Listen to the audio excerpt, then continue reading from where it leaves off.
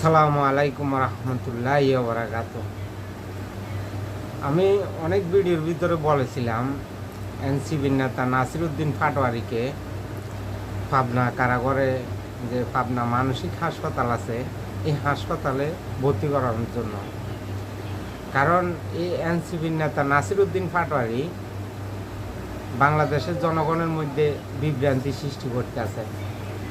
এখন বলা শুরু করছে যে ইউনিয়ন পরিষদ যে নির্বাচন আছে, চেয়ারম্যানের যে নির্বাচনটা আছে, এই নির্বাচনে বাংলাদেশের জনগণকে বলতে আছে বাঁশের লাঠি তৈরি করার জন্য।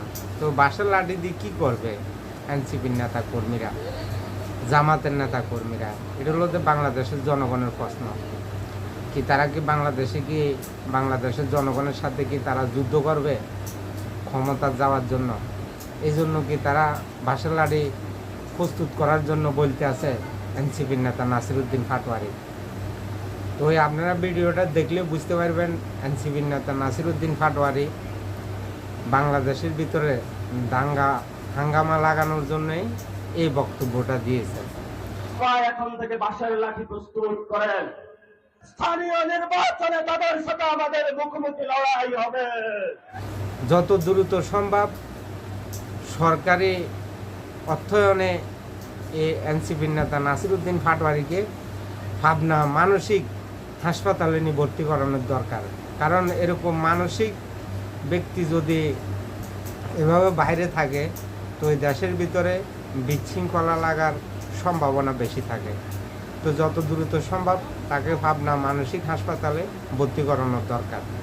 আমি আগেও অনেক ভিডিওর ভিতরে বলেছি, জামাতে ইসলামীও বর্তমানে এই জুলাই সনদার গণভোট নিয়ে দাঙ্গা হাঙ্গামা লাগানোর জন্য চেষ্টা করতে আছে, দেশের ভিতরে বিশৃঙ্খলা করার জন্য চেষ্টা করতে আছে, নৈরাজ্য সৃষ্টি করার জন্য চেষ্টা করতে আছে। তো যত দ্রুত সম্ভব যারা দেশের ভিতরে নৈরাজ্য সৃষ্টি করবে তাদেরকে দ্রুত আইনের আওতায় এনে তাদের শাস্তি নিশ্চিত করতে হবে। নয়তো দেশের ভিতরে তারা এই বিশৃঙ্খলা দাঙ্গা হাঙ্গামা এগুলো লাগানোর সম্ভাবনা থাকে।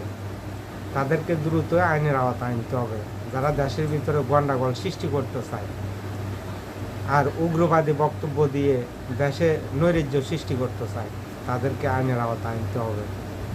বেশ করে এনসিপির নেতা নাসিরউদ্দিন পাটোয়ারিকে পাবনা মানসিক হাসপাতালে নিয়ে ভর্তি করতে হবে।